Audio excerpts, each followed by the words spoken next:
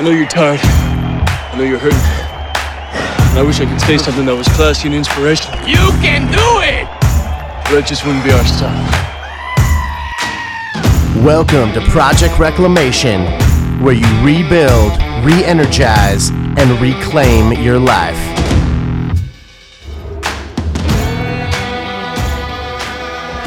Hey, man. Hey, man. What's going on, man? Not a whole lot. We just crushed some California burritos. Yeah, dude. Honestly, I am not opposed to crushing my home state burrito. They put French fries in it, in case you didn't know, in case you're listening in Sweden. Oh yeah, they probably don't have California burritos in most places. It's just a delicious burrito, but they put French fries in it, and they put carne asada in it, and you put sauce on it, guacamole, sour cream. Game over. Some fucking cheese. It's delicious. It's not exactly a keto meal or anything. No, definitely not. It's a cheat definitely meal. A cheat meal for Tim and Steve, but we've been pretty good lately. Yeah, been bro. Eating a lot of squash. Bro, you know what I didn't do? Squash. You and your squash, man. Dude, You're bringing in the fall. I was at the First of all, it's fall. I'm trying to well, maybe if I send messages to the universe that it's fall, maybe the weather will follow. Okay. But no, it's more like I was just at Trader Joe's and I was like, hey man, I paid like $4 for like a pint of soup that was like butternut squash and like pumpkin. But you could buy a 45 pumpkins with that. I could buy a whole sugar pumpkin for $1.50, and I could buy a butternut squash for like $2, and then I can make my own. Like I can make like 4 times that much. Damn. I can make like a gallon of fucking soup. Did it taste as good though? Tasted better. Wow. But that's because I'm a genius chef. I mean, I don't know what to tell you, man. That's it. You just told me. You just told everybody listening to the podcast, the podcast of Project Reclamation, that you are the best chef out there. I don't know about that, but Outlier. I'm pretty good. Yeah.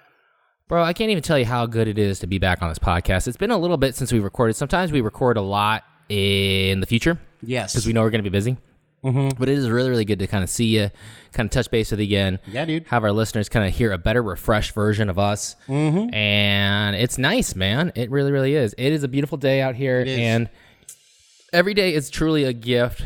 Sometimes you might be having like always the basis and foundation of our podcast is to always do self-betterment through kind of constant checking in, but also just kind of constant, accountability.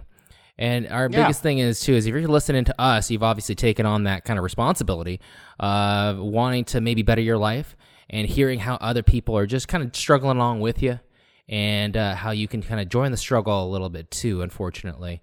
And we are so blessed to have you listen to us. My gosh, even on the Podbelly podcast network. Shout out to Podbelly Podcast Network. This episode and this podcast is brought to you by Podbelly Podcast Network. Go check it out at podbelly.com. Pig out on podcasts. You can also check us out at projectreclamationpodcast.com, and you can contact us, email us, probably on our website, probably on Podbelly, but also at projectxreclamation@gmail.com. Thank you. That's the business. On to the pleasure. That is not a recording. That is actually you just kind of going off. I just rattled that off right now. He practices that in his mirror. I do. Just, hey, everybody, in his Hey, everybody. voice. Welcome to the morning show. This is Tim and Steve coming at you from Project Reclamation. Brought to you by Podbelly Podcast Network. Pig out on podcasts. Look at you. And Thank you. Thank you. Good Lord. If you're listening, once again, we love it that you're here, and we love it that we get to entertain you for just this little bit. One of the biggest things that kind of has come across to me is that we haven't talked in a little while, and we were kind of struggling. We were kind of like going back and forth during our production meeting, like, what are we going to talk about? It took a while. We were sitting in my backyard. We were kind of just not goofing around, but we were just kind of like, what are we talking about? What are we going to talk about? What are we going to hit up? How are we going to find something entertaining? And we came up with this like, not cockamamie kind of like anecdote or cockamamie kind of story basis, but we were just like, okay, but I was sold on it. I was like, are we going to have enough time to talk about it? And then after just kind of a moment away, and sometimes that's kind of even the lesson in of itself is that if you're kind of stuck or you're thwarted on something, sometimes the best thing to do is just take a step away from it for just a moment. Go do something else to distract your mind and come back to it because I think it's fresh. Especially a menial task. A menial task. Like that's why, like, if you've ever noticed, you come up with a lot of good ideas, like on the toilet or in the shower. I think it's called the shower principle. Okay. Because while you're just washing yourself, it's like keeping you busy, but it kind of allows the more productive part of your brain to sort of kick in and take over because you're like kind of focused on something that you don't really need to focus on. Yeah. Because you can wash yourself Hopefully you can watch yourself without thinking too much about it. And then that kind of kicks in like your creative process. And that's why you come up with these great ideas, like in the shower, etc. It's so crazy because I think I remember being back in school and I would just study. Just came home from school after I ate something. Then just from 7 p.m. to like maybe 2 a.m., 3 a.m., just study, read, work on project, work on papers. It was tough, man, but you burn yourself out that way. But think about it. Like, that's why study breaks are important. And I mean, so important. Don't take a 4-hour study break. And no, you can't watch the whole game. Yeah. You can't watch the whole game and be like, time to get back to this math homework. I mean, it gives you a refresher. I mean, it's just like using a muscle group. I think, I know your brain's not actually a muscle, but I feel like it's like a muscle because if you're using it too much in the same thing, like if you're doing just leg presses, like your legs are going to get tired. Like go take a break and come back and then maybe do some squats instead or something slightly different. Sure. Some lunges or whatever. And after finishing like a really, really long set, even at the gym, sometimes you take that break and you kind of go I'll give myself a 30-second break, and you give yourself a 30-second break, but you still notice you're fatiguing really fast. And then let's just say, for God's sakes, you actually like get caught up in a game. Maybe you watch you watch a play that takes obviously greater than a minute to kind of develop and play out, and you hit back up. You're like, oh crap, I can hit this back up again with like some confidence. For sure, dude. For sure. So sometimes it is kind of good to take that break. That all being said, yeah. Well, this is going to be like the quickest we've ever got to a topic. Wow. I love it. Because I think we're actually really, really excited. As soon as we kind of hit on this, it was like a little bit of gold. And it's kind of a topic that we could go in a lot of different directions with, and we don't necessarily have a script for it. So, not that we ever have a script for anything, but Unscripted Steve and Tim. Steve and Tim, JB. Unplugged, and JB. Well, JB, how do you feel about all this? Oh, that's great. Oh, JB, your voice got so much higher. JB, oh, great. We're not even gonna waste time piping it in. Sound like a Muppet.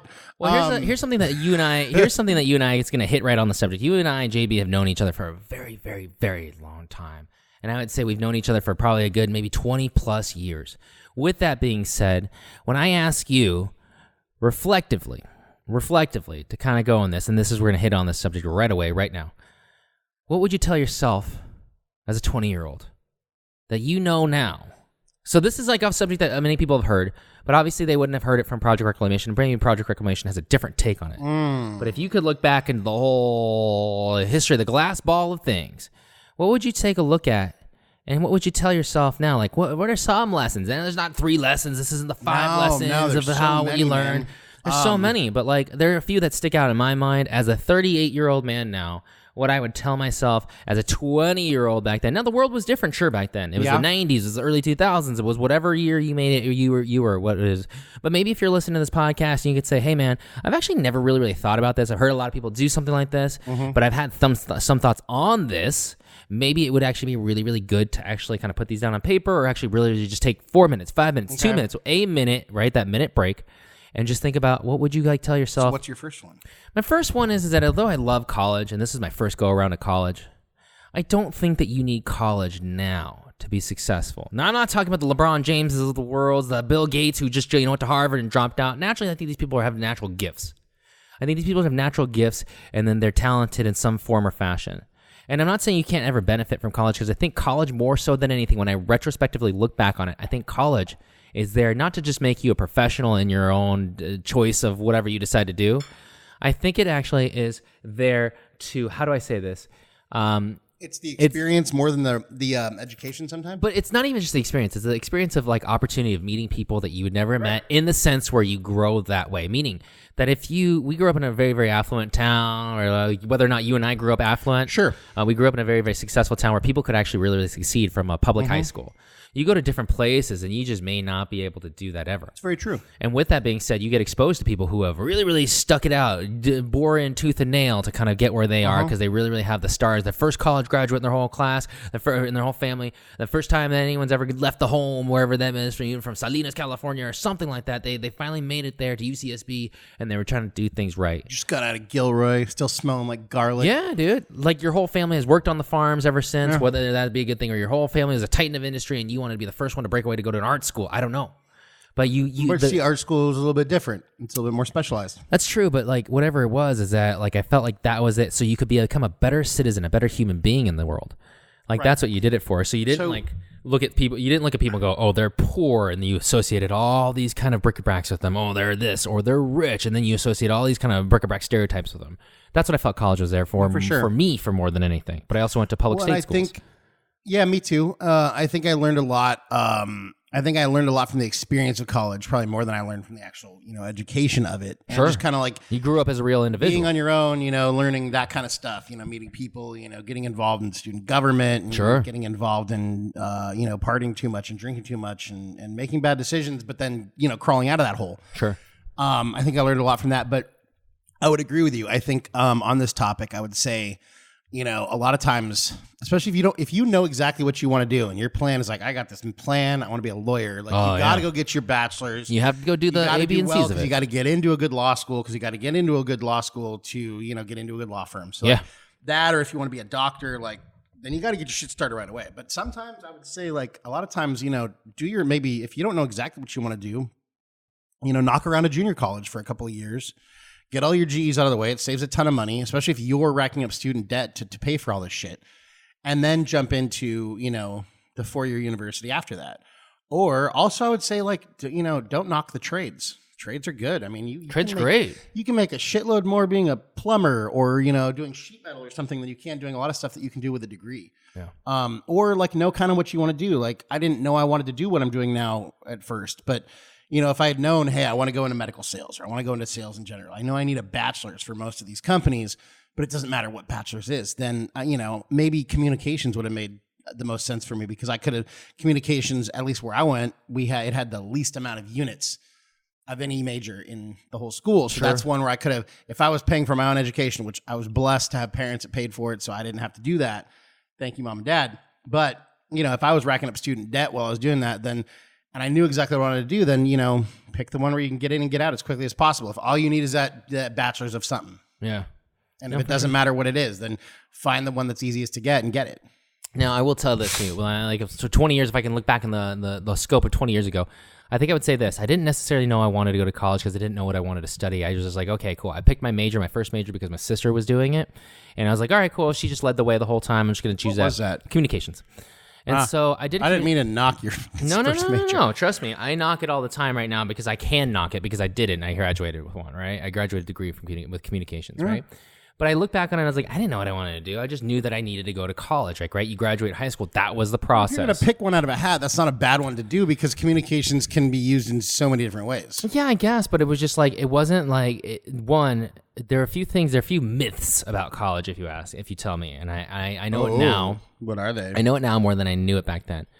College does not grant you go to Harvard, you go to Santa Barbara City College, it does not grant you a job. Like, just because you went to that college doesn't mean that all of a sudden all these doors. A bachelor's degree from Harvard, I'll be honest, doesn't mean shit. Dude, it doesn't mean shit else than anything else. Now, where a degree from Harvard Law or Harvard Medical School or the Wharton School of Business, that means something to a certain extent. Sure. But unless you're going to be a lawyer or a doctor, the school you went to doesn't fucking matter. Dude. Those are literally the only two professions I can think of off the top of my head. Or if you want to get into politics, but then you have to sacrifice a bunch of goats and like people and do a bunch of other weird stuff and like bathe in the blood of children. And I don't know about all that, but one thing I do know is that college is not there to better you, meaning that like they're not there so like you can just be so enriched where you go in as a 17-year-old little boy or little girl and then you end up being this Mother Teresa of a human being at 21 or 22. It's a business, a degree in college from any college, including Stanford, Harvard, blah, blah, blah, entitles you to exactly nothing. It's all based on what you're willing to do because a lot of the people that I went to school with and a lot of people that I met in like a lot of these trade shows or these kind of like open cattle calls for like, work in sports or work in entertainment. That's what I really wanted to do when I was kind of like getting out of college was that, dude, it didn't matter where you're from. Oh, cool. I'm from Cal State LA or I'm from Harvard. Or I'm from some big Ivy League school. Cool. You were still at the same, cattle call and you're still like kind of presenting whatever experience you had, whatever minimal experience you had to a bunch of like recruiters, quote unquote, that were just judging you based on like what you had not done up until that point. For sure. And one of the things, like I said, I was kind of touching base on is that college is kind of a business, bro. Like, they look at you and they go, okay, cool. Oh, it's going to be 5 years before you graduate because we're going to delay all these classes. We're going to overbook all these classes. So it's hard for you. I mean, it's a money-making venture. And so when I like look at college and I go like, it was the dream for my parents because my parents could pay, $400 a year to kind of go to college and they can graduate with some kind of savings and some kind of like not be in debt forever. I think now more than anything, when you leave with like thousands, tens of thousands, if not almost nearly $100,000 in debt from some Joe Public State school, I think you're really in trouble. I think you're really, really in trouble. I would tell my 17-year-old self or 20-year-old self, hey man, if you really don't know what to do, that's fine. You don't have to know what you want to do. Go get a job first. Work, suffer, labor, do whatever you got to do so that you know what it's like should you go to college. For sure. And then with that being said, so maybe you get a taste of what you want to do. Maybe you don't want to do anything. Maybe you go work at a coffee shop and you go, man. Well, if you don't know what you want to do, but you know you want to go to college, then yeah, get a day labor job. Do something where you can appreciate shit. You could pay your bills and then take some night classes and get all your GE shit out of the way at the junior college where you're paying $10 a unit or $13 a unit or whatever it is. And get that out of the way, and then figure out. Then in the next 2 years, you figure out what you want to do. And I can't even tell you how much this really, really means to people in college, our professors, because there always is like a professor that I've always dealt with that's always like, hey, are there any students that are just coming in from like the working world? Because a lot of kids, I will say this, there are a lot of kids are just 17, 18, 19, show up, no work experience. They just came out fresh from high school. They're there because it was the hardest university they could get themselves into or the most accredited university they could get themselves into. And boom, there they are. But what real world experience do you have? I don't know. And maybe you have a shit ton. I don't know. I have experience being a snowflake. Okay. A special, unique snowflake.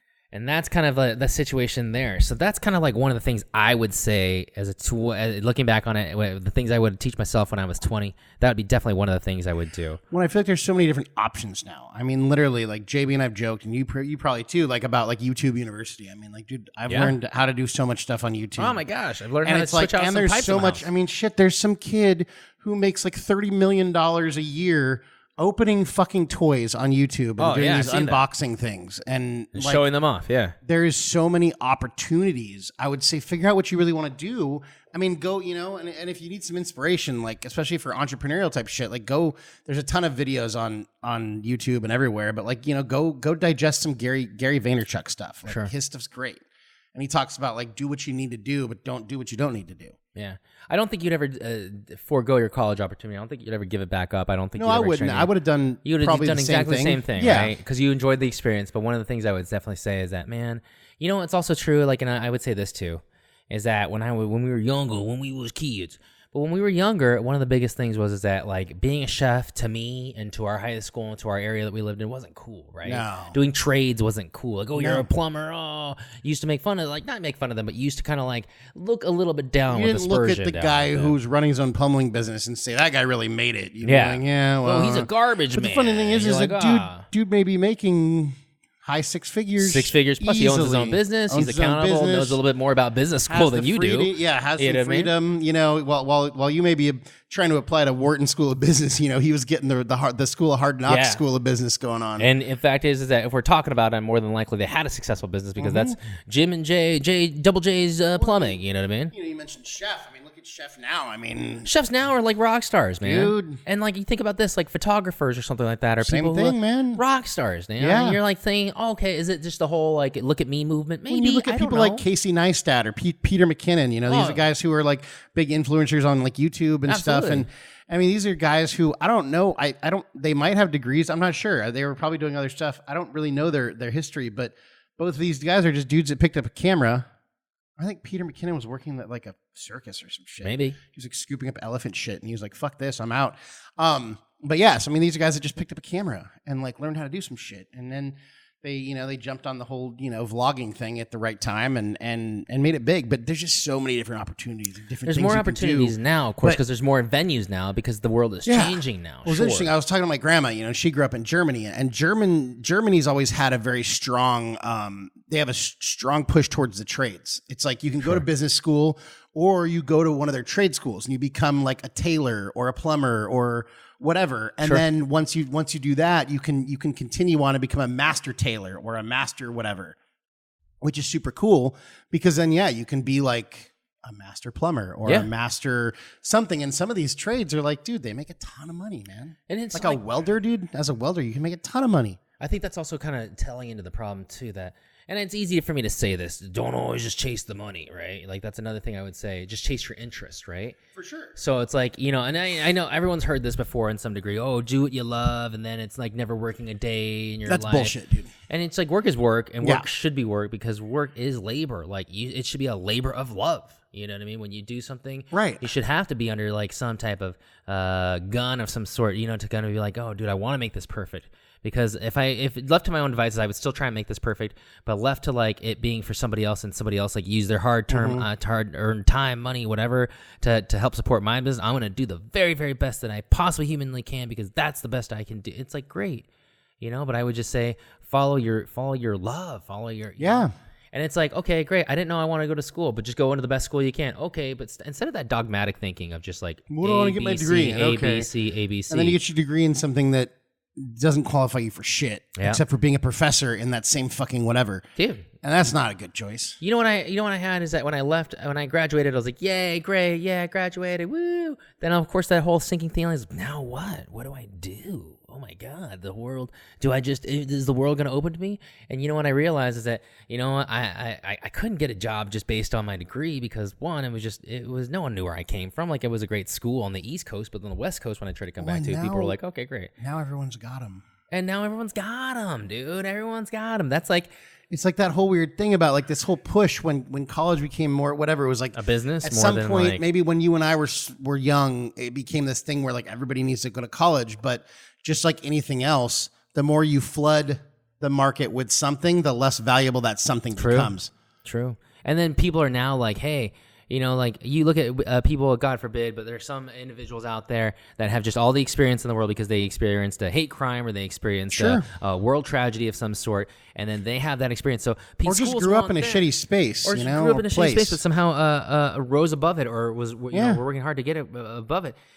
Schools and other opportunities, and people are trying to invest in them because they go, wow, look at all that, look at how look at that perseverance, that attitude, or whatever you had that got you through it. We want that. That's what we need here. But I don't have any experience. You have plenty of life experience, and that's what we're trying to like sneak after. And so that's what it is. So I don't know. I mean, you know, do you need all this A, B, and C paper? I feel like maybe that's like, I don't even know if it's an introductory thing anymore. I don't even know if you absolutely dead on need it. I don't know.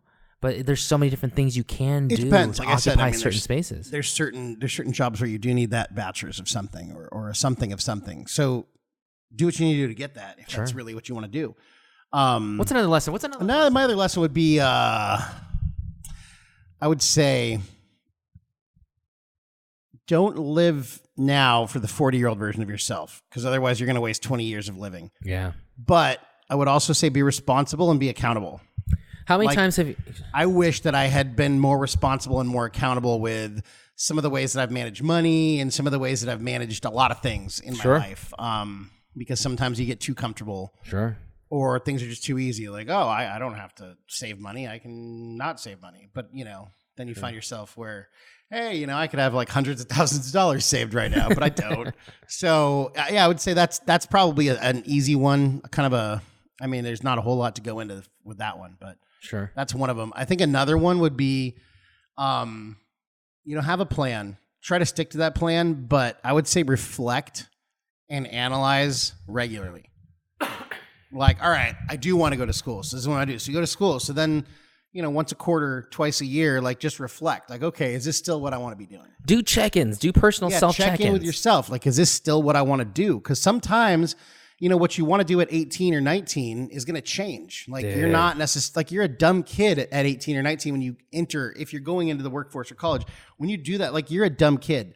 I would say a lot of times people aren't, like, at least, like, as far as the brain is concerned, like, you're not, like, a mature adult until definitely nowhere before, like, 26, I would say. Oh, dude, I think 25, you're still developing. Your brain's I think still so, too. I developing. think It's 26 is kind of my benchmark for, like, when someone is finally like actually like, but then again, I'm not even the same person now as I was when I'm 26. Sure. So it's like shit changes. So if you're on a path that you thought was where you wanted to be, like check in regularly, because you can alter direction. You can change the path a little bit. You know, you don't need to necessarily, I mean, you can just cut bait and run to a different path, and that's fine too. I mean, Steve's done it. Dude, I've said it at least twice in my whole life. Yeah. And there's nothing wrong with that. But also, the other thing you do is make minor course corrections. Like, well, I kind of still want to do this, but not exactly this way. I want to change it to this. Let me ask you something. Have you remember when you were 15? Right? You looked, well, I don't know if you can. Vaguely. Remember when you was in high school and you said, by the time I'm 25, and maybe every Project Reclamation listener is listening to this and they go, oh, I remember these stories. I remember I'm 15, but when I'm 25, man, I'm going to have everything figured out, have a wife or husband, 2 kids, picket fence, $1 million house, kids, a wife. maybe just a house somewhere in my hometown neighborhood. Yeah. You know what I mean? Working a great job, meth lab in the basement. Dude, whatever it was, you thought you had that plan, right? Yeah. And like, yeah, it's just, there's certain things where you're like, God laughs at you and you tell him your plans or something like that. But like, honestly, you look back on it, like when you're 25, you're like, holy crap, I'm way more immature than when I was 15. You know what pretty I mean? much. And you look back and you're like, holy smokes, I'm not even close to settling down. I'm not even close to doing this. I'm not even close to doing that. That's kind of the story. That's kind of the story, unfortunately, about how things kind of go or operate. Is that it's just like, yeah, look back on yourself, do some check-ins with yourself. Like say like, hey, this isn't how it's supposed to be, or this isn't how I thought it was going to be. That doesn't mean you failed. Or like, dude, I had an old boss, and like whenever he did a check-in with one of his employees, his first question was like, are you happy? Huge. Are you happy? Huge. Ask yourself that question every few months. Even if you're 45, it doesn't matter. Because whatever path you're on, there may be a better one. And there's certainly people who have packed up their shit at 45 or 50 and started something new. Dude. Or done a total course correction and changed everything. So no matter where you are, whether you're small, this episode is about talking to yourself when you were 20, but I don't think it doesn't pertain to whatever age you are. Like Steve and I talking to ourselves tomorrow. Fucking. Well, all of a sudden, are you happy? Because that's a lot of that does matter. It matters a lot. Yeah. So I think that's a huge check-in question. But also I think that just kind of checking in, it gives you some perspective on what you're doing, where you're headed. And I think perspective is so fucking important with everything. Dude, one of my biggest things that I would tell myself too, and this is just kind of like throwing another subject out there, man, is that I'm going to just slug this as ask that girl out. Okay. What do I mean by that? It's just like, Ted, shoot your shot. Take your chance. Okay. Don't be worried about swing at the ball. So yeah, swing, Meryl, swing away, Meryl. Yeah, ask what is it, girl. Dude? You don't hit a home run every time you don't swing at the ball. What is it? You miss 1,000 of the shots. You miss 100% of the shots you don't take. Yeah, absolutely. Michael Jordan. Dude, one of the biggest things in the whole wide world is that I look back on high school and I wish I would have done volleyball. You sort of tried out for a volleyball team, or a football team, or just a team-based sport that like was really, really exciting. And then there was one person that I wish I would have asked out. You know what I mean? And it's just like I always not even ask who that is. No, don't. But I've honestly, and it doesn't matter. She's happily married. It doesn't matter what her name is. She's happily married, and I don't stalk her. I just hear like stories from like because we came from a smaller high school. She has a kid. She has a family. I'm happy for her, and I don't know if that would have ever happened between her and I, and that's not for me to say. But it's one thing that, and I don't look back. I don't sit in my room every day and be like, oh, you. No, but if you had asked her out, maybe you guys would have gone out. Maybe she would have said no. Maybe she would have slapped you in the face. Maybe she would have been a really, really good friend. But so I could have hired her. You wouldn't think about it now. Yeah, you would have done it, or it wouldn't even be a thing on my blip of radar things because I've done it like before. Like I've tried out to be a lifeguard. I don't ever think about being a lifeguard ever again because I've tried it, didn't work, and I was like, cool, I'm done with that. I'm on to the next thing like of my life. It's like the whole like deathbed thing. I feel like I'm sure there's some people, especially people who have done horrible things, who regret things they did, but I feel like more often than not, people regret things they didn't do, or things they didn't try, or things that, and we've talked about this before, but like, sure, ask that girl out. You want to go fucking ask that guy out, whatever it is that you're gonna. Out. Yeah. Another thing is like, dude, when you get out, if you're 20 or whatever, like, and you want to go travel, if you can, if you have that luxury, do it. See, what's so funny is that I spent like my initial undergrad cost me $45,000, almost $60,000. All paid off, thank God. But here's the thing though. When I went into television, it was basically like you were dealing with people that were just working, just had some college degree of some sort, whether that be community college or associate's degree or anything like that, and they were working the same job as you. But the reason why they were there is because they were so affable, they were so personable. So they somehow found someone to talk to, and they talked to them in the right way, and they were able to network and navigate themselves into the same job. Because they suck really good dick? Well, there are stories about that too. Doesn't that exist in that industry? No, it totally exists. And there are stories about that too. There are a lot of on-camera personalities are there because they did the exact same thing, and I've seen them, and I've heard the stories, and I've seen the stories, and oh my gosh, regardless, it was just like I would have rather taken that money, that $40,000 or $60,000, and then just invested it into what I call the social fund. Just put that in the social fund, going out every day, buying people bottles of champagne, etc. Because then eventually you'll start. Well, it's called schmoozing, but it's also called sales. Yeah, but then you find yourself like talking to the right people eventually, and eventually working yourself into a whole thing. You learn the business side because of Business for Hard Knocks, right? Run this tape. Well, I don't know how. You don't need no fucking degree to run no tape down. Down to the copy editor. You just go. You run it. You physically have to carry it. Did you need a degree for anything you had to do in that job? Nope.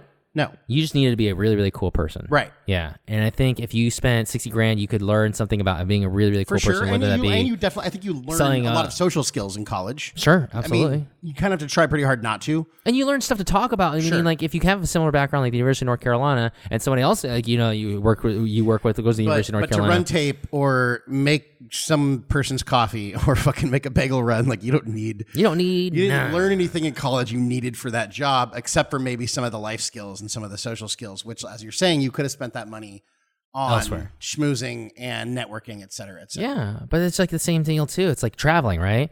Like if you have an interesting story, like there's always a famous movie that comes to my mind about a boy, right? Where it's like this guy who's very, very successful, has all the money in the world because of a song that his dad produced a long time ago, and he's living off the royalties, but he has nothing to talk about because he has a steady paycheck that comes in and doesn't do anything with his time. Then all of a sudden a boy comes into his life because he's getting harassed or bullied, and he takes investment into this boy, not in like a perverse way, but like as in like, hey, like dude, like a mentor kind of deal, right? Okay. And it gives him something to talk about to like a person that he's really interested in. Dude, you spending that money on yourself, not necessarily just traveling and willy-nilly and just being a dick and just like kind of going willy-nilly all around the world and being irresponsible, but like saying like, hey, the reason why I'd like to go here to Lima, Peru is because I want to speak better, or I want to learn more about culinary arts, or I have an interest in maybe documenting this and then kind of putting it up as a travel blog or something that you have an interest in.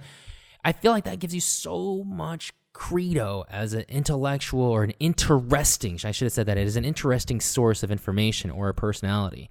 And for someone who's like, hey man, like you run into somebody in a coffee shop, oh hey, I see that you're wearing an alpaca, whatever, hey, I want to spend some time in Lima, Peru, you never know where that conversation or that interaction will take you. Right. And on that note, I would say another piece of advice would be create your own stories.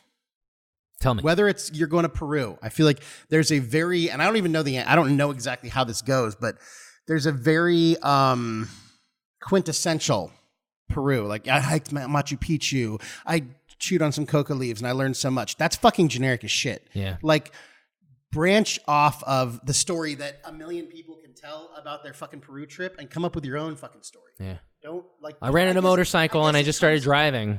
It comes down to be original. And don't try to live another story. Live your own story. If you want to go see Machu Picchu, great. No. I'm not saying Machu Picchu is a bad thing, but you're like, dude, I went to Machu Picchu and something. Do it differently. How about that? Yeah. Or, hey, you know what? I think I got altitude sickness, and I was like talking to this fucking ostrich that wasn't really there because my friend has that story, and that's the coolest Machu Picchu story I've ever heard. Like she saw penguins and like an ostrich, and she was talking to them, and yeah, dude. But her story is cool. So you tell yourself 20 years ago, I don't care if you go to college. I don't care whatever you do. I don't care if you just travel. Everything you do, but do live it your own differently. experience. Yeah. And because it's your story. So make the story a good one, but make it your story. Don't try to live another story. Like if you heard about someone else's Machu Picchu trip or their trip to fucking Bangladesh or wherever, don't try to recreate their story. Or even if it's a trip to whatever, Las Vegas or Fresno, it doesn't matter. Like, but don't try to recreate someone else's story. Live your own story, because you know what? There's only one you in the history of the world and the history of time. And that you is here for a reason, and you're interesting and you have a story to tell. So don't rob the world of that by trying to live someone else's story. Live your own story and be the best version of you that you can possibly be. You know, it's so funny is that you say that stuff because it's like you don't have that wherewithal. You don't have that hearsay or that knowledge, so forth. Because when you're young, you're 15, 20, you're young. You go like, oh, you're on a track. You're on a track to define yourself or find yourself or make sure that you can kind of, I don't know, place yourself comparable to other people of your same age, ilk, and wealth or status, or and you're just running along that same herd pack. Now, there's some outliers, of course, you know what I mean, like that. Oh, all of a sudden they developed the IBM computer or whatever, sure, But beyond looking at those stories and being like, oh, I'm not that smart, I'm not like those guys. Sure, you don't need to be like those guys. I'm not going to knock anything I'm about to knock necessarily. But what I'm saying is with public school and a lot of things, it's like, there's a fucking bell. You start school, you sit in a desk, you do one subject, the bell, you go to another class, then you have a recess, then there's another bell. You're trained you're trained to be a fucking basically like herded like cattle. And I'm not saying this is as bad as I'm making it sound, because it's not. Because I think school, it definitely trains you for things. But I feel like our entire lives we're going from bell to bell to bell, leading this thing that we're on a track where we're supposed to be. It's so interesting. You and I were just listening to one of Ben Greenfield's podcasts, and he was talking about unschooling and homeschooling and how he like has his sons trained, and his sons don't go like they do a bunch of social stuff. Like they're in jiu-jitsu and they do like soccer camp and this camp. So like they have a social life, but like at home they have to do like certain subjects, but then they're out like foraging for vegetables and like fucking hunting stuff and coming in. And he made a joke about like his son like popping out from behind like a log with like a dagger in his mouth and like a bow and arrow in his hand. And then like, but so his sons are like learning so much, but it's such a different path than like your normal path of school. Yeah. And I'm not saying the normal path of school is wrong, but I'm saying I feel like sometimes it's easy to get into the sort of the rutty momentum or the rhythm that we're kind of trained to do since we're a young child, going from bell to class to bell to class to recess to lunch to bell to class to bell to class. And then what's next? Oh, another class. Oh, what's next? Oh, I got to get my job. Sometimes you got to go live your life, and you need to decide what that means. And maybe you're doing all that stuff to get to the place where you live your life, but don't just turn around and like realize that you're 50 and you haven't lived your life. But hey, if you do that, that's fine too, because guess what? You're a long way away from being dead. So yeah, at some point, take a step back and figure out what you're doing.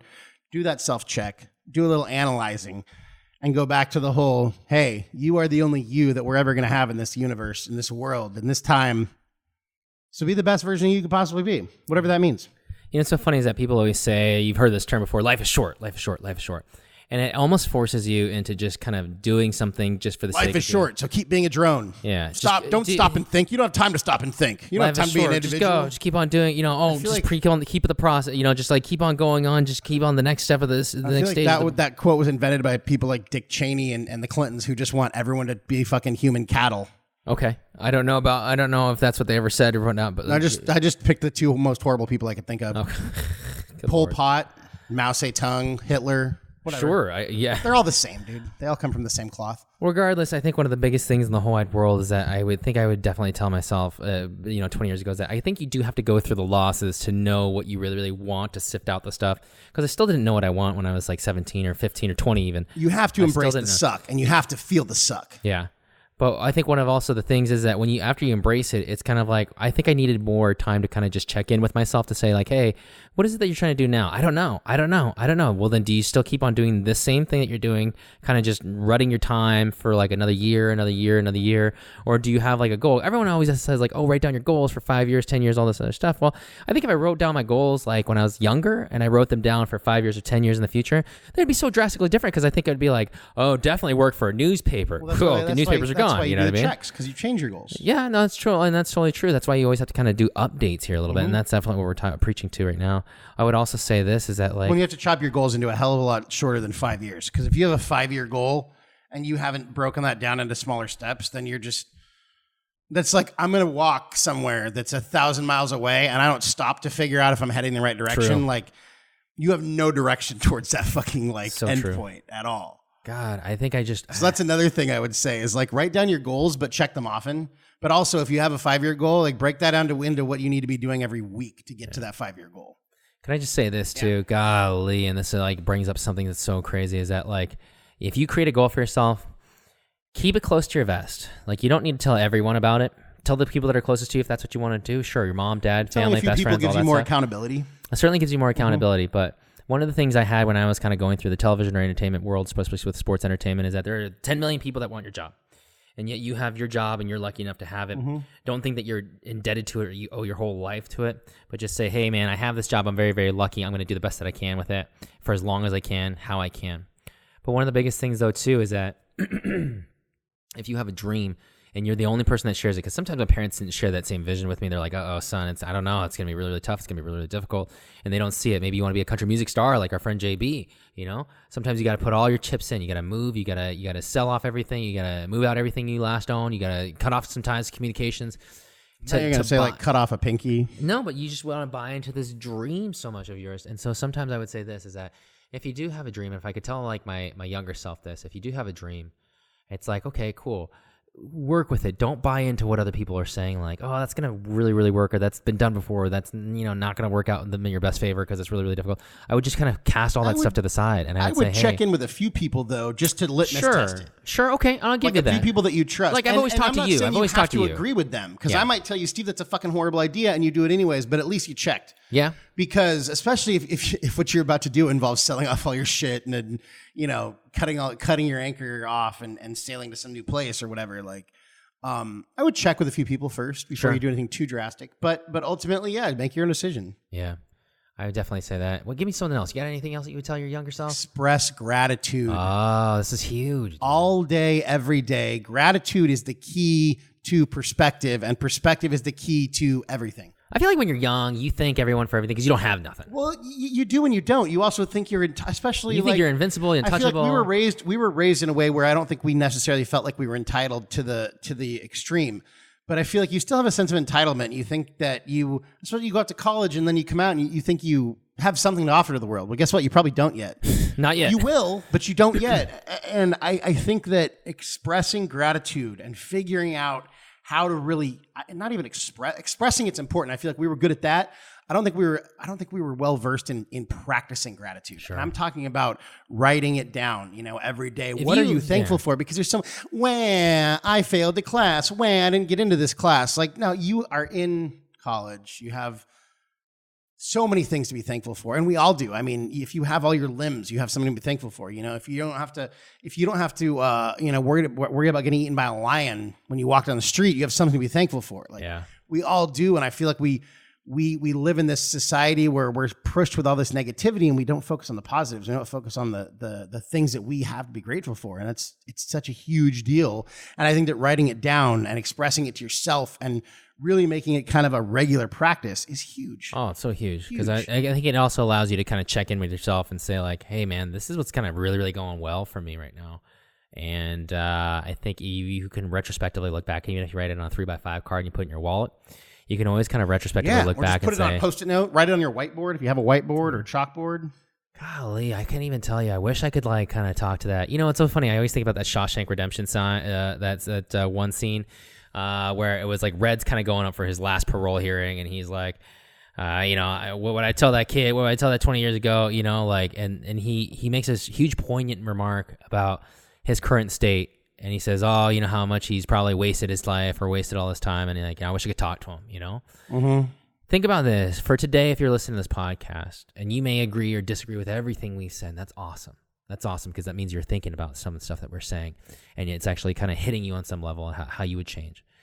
What's something that you could honestly tell yourself, your 20-year-old self, your 10-year self, or your 5-month-ago self? I don't care.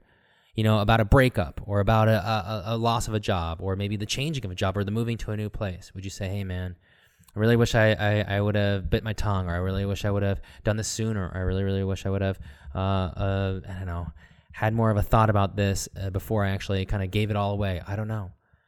It's so good to kind of feel that way. And no matter where you are, know that, of course, you can't ever go back a minute in time, but you can hopefully do a check-in with yourself and kind of craft your future or craft the next stage depending on what you're feeling about it right now. And you can honestly craft it. You can honestly give it some thought and time and motivation towards it. And maybe that might help you make better choices for yourself in the future. So where you don't look back and never regret anything, it's not a matter of like, what would you regret? That's never what we're about here at Project Reclamation. But it's here, what we're trying to talk about is saying, hey, could you actively think back on a time where you might have made some differences, or different paths, choices in your life? And what would your life be like that if you did? Would it be better, or would it actually be worse, or would it actually just kind of, do you like your life the way it is? Maybe it might be more reflective of you just saying, hey, I could have done that. I could have ended up with that person. I could have ended up in that company. I could have ended up in that city. I could have ended up with that type of job. But I really, really like the way my life is now, because although it's not perfect and although I'm not that millionaire, I don't have like that secret to life just yet. I'm still hungry for something, maybe that's it. Yeah, another one I would say is spend time, or at least use your phone and talk to your loved ones. People that really care, like especially like your grandparents if you have them, your parents, just people that you sit down and make a list of people that you love that you don't spend enough time talking to. How and big this is I'm horrible at this. Now, I love you and JB, but I spent a lot of time with you guys and not my parents when I was growing up. But that's also maybe a teen angst or something like that. Yeah. You're just trying to find yourself. Yeah, but I wish I had spent more time with my grandpa, before he passed. And I need to spend more time with my grandma because she's going to be around forever. But, she's, I don't know. I was just with her like a week ago and she was telling me some of the coolest stories about post World War II Germany as a kid and stuff. But I mean, those are stories you can't ever get from your parents. Those are stories you're definitely not going to get from me. I told my dad that he didn't even know. See? But it's just, yeah, and this is something I need to get better at spend some time with your loved ones, especially, grandparents and parents and stuff who, I mean, they'll probably be around for a lot longer, but I'm not saying, just spend time with the really old ones because they're going to die soon. But, nothing is forever. Dude, you never know. My grandpa passed super early, so I wish I had spent more time with him. Sure. Both two of my other grandparents, they're whatever. It is what it is. But yeah, just especially while you have them, even just picking up a phone, spending more time with that. Sure. With people that you care about. So I would definitely say this, along with the gratitude journal or the gratitude, like making remarks of gratitude. Express love more. Maybe you're so angsty, and when I was a teenager, I was certainly more volatile, and I had emotions and hormones going all over the place. But just say, fuck it. If people say, it sounds really real whack that you're saying love so much, who cares? Express love. Express love as much as you can. Because it takes love is the key to everything. Yeah, you definitely didn't get where you are by yourself. And here's the deal, though. All right, give love, receive love. Yeah, love yourself and allow yourself to be loved, and give as much. Allow yourself to be loved. Allow yourself to be loved. That's such a huge one. Love yourself, but allow yourself to be loved and give as much or more love than you're receiving always. If someone's taking an interest in you, open that shit up and you just open that in and just a free exchange of love, it's so much better than anything else. Oh, dude, you know what? If someone is expressing an interest in you with whatever, maybe your sport or your whatever, or your art, yeah. Open it up. Don't be like, don't be such a closed, individual or closed flower. Show what you got for that moment. Because I guarantee you, there are gonna be times where no one's interested in what you're doing. Because most of the time, yeah. But people are just kind of passing you by, and the older you get, the worse it gets. Blah blah blah blah blah. And it's just like if someone's expressing interest in you, just run with it. Be like, dude, thank you so much. Because honestly, I was kind of intimidated about this, or I was kind of not feeling so good about this, or whatever it may be. But just express that, dude. Be open to receiving love, dude. Mm-hmm. It's so huge. That's the number one, I think, of all. Another one I would say is whether you're religious or not, it doesn't even matter, but just be open to signs. Because I feel like the universe or God or gravity or magnetism or whatever the hell it is you believe in, science, I don't know. If you're open to signs, you'll see signs. You'll see signs.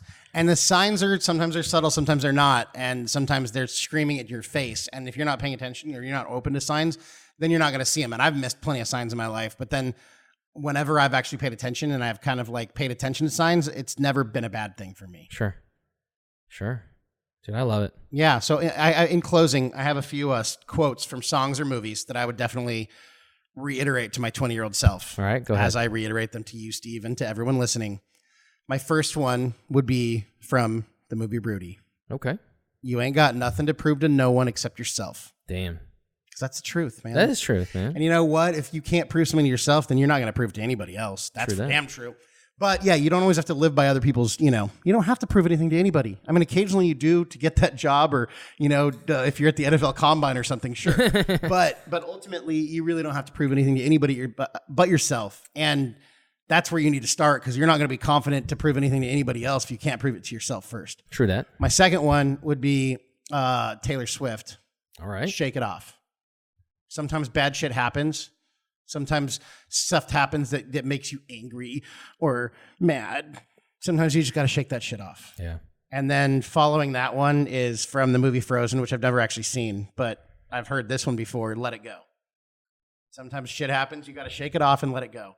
My last one is what we call the Oz principle. I think we've done a whole episode on this, but what happens? Dorothy and the fucking lion and the scarecrow and the Tin Man, they all go on this journey and they're all looking for something that they don't think they have. They figure out the wizard is this fucking fraud, but ultimately it comes down to they all had it all along. They just didn't realize it. Yeah. Most likely, whatever you're searching for in life, you already have, and you had it all along. You just didn't realize it. So sometimes you need to look inside rather than outside, because sometimes the answer is already there. Damn. That's my mic drop moment. I love it. Boom. Thank you so much for listening to Project Reclamation this week. Oh my gosh. So think about it. Dina, write us an email. What would you tell your 20-year-old self? Or what would you tell 20-year-old Steve or Tim or JB? That his voice needs a drop. Oh my God. He sounds like Aziz Ansari. Aziz Ansari. Tom Haverford. Anyways, thank you guys. Have a great week.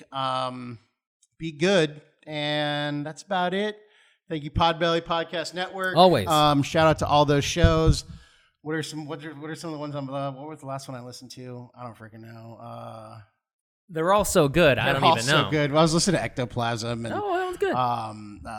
The Multiverse of Stevie. Anyways, there's a ton on there. Go to podbelly.com. Check it out. Go to our website, projectreclamationpodcast.com, and send us your emails.